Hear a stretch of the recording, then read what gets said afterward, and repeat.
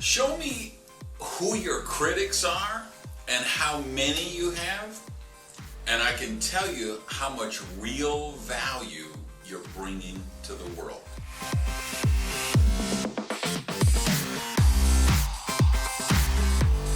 Hey everybody, Randy Gage here. I want to welcome you to another episode of Prosperity TV. I'm back home, Southern California, and I want to talk about the critics. I want to talk about the haters. I want to talk about the people who talk down you and or your work. Here's the thing I want you to understand. Did a lot of work for years with people who wanted to be speakers or people who wanted to be authors, people who wanted to be thought leaders in some way, people who wanted to be influencers. They wanted to lead a tribe. And one of the things, I remember talking to one of them, and he was so proud of the fact that he had never offended anybody, and nobody ever had a bad word to say about him, and all you could hear about him anywhere in the universe was what a sweet, nice gentleman he was, and blah, blah, blah.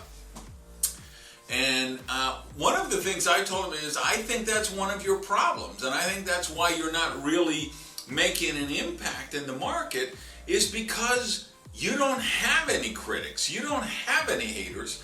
And the reason you don't have any haters is because you haven't put out anything thought-provoking. You haven't put out anything challenging.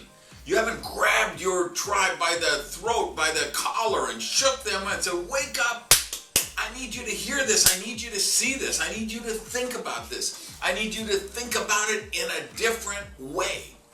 That's what people who do amazing work do. Whether it's songwriters, script writers, sculptors, actors, politicians, corporate leaders, business leaders, entrepreneurs in many ways, we have to be willing to have some critics, because if you don't have critics, I promise you what you're doing is mediocrity. It's mired in mediocrity. Had an event, mastermind kind of a event recently, working with one of the guys there. He's got a new book out, and I was really excited to this book because this was kind of something I had suggested to him the year before. Hey, come out for this book for executives on the key things they need to know. So he spent a year, created this book with a co-writer and brought it, and I was like, dude, you got to give me more, because it was, I'm going to say, I used the example, don't run with scissors, and I'm being a little facetious, but that was the content, the kind of content that this was. This was supposed to be 7 thought-provoking thing, and it was 7 things that anybody who had ever done 10 minutes research on this subject would have said, well, of course, I know that. Of course, we all agree with that. If you don't have some haters, I promise you, you're not doing world-class work. You're not doing work that has meaning, because you're not challenging people. And you can tell, you can kind of judge the value of the person or the value of their work by who are the people who attack them, right? If I look at my reviews for the Mad Genius book, and read the quotes and read the reviews on Amazon.com and things, I get a lot of 5-star reviews, and then I get 1-star reviews, and I read them all. But I look at it, you can always tell, because a lot of the 1-stars are the people who are like, well, he didn't tell me how to do this and this and this and this. They're looking for a traditional business book. Of course, Mad Genius wasn't that kind of book. It was a book to make you think. It was a book to make you think about things in ways you had never thought about them before.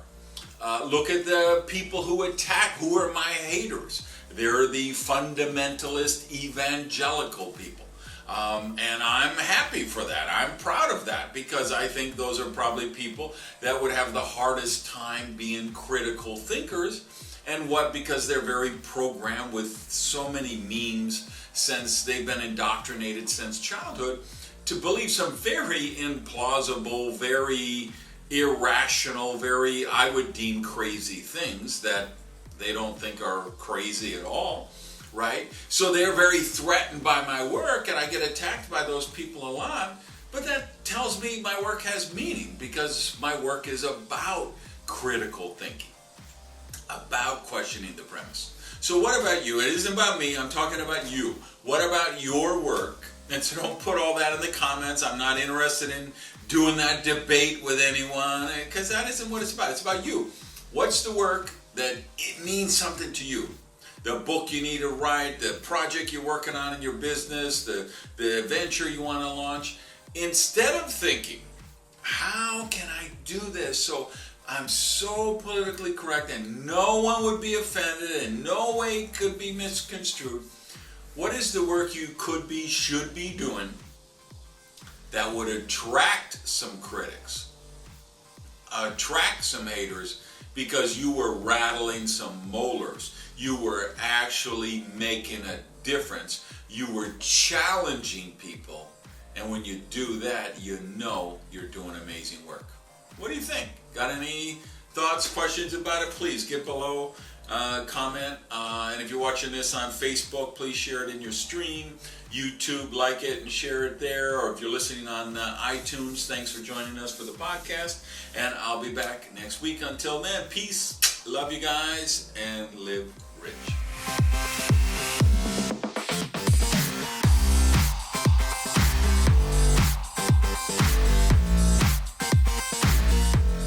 I'll be back next Monday with another show, trying to think of a way I could challenge you and attract some more haters. See you guys.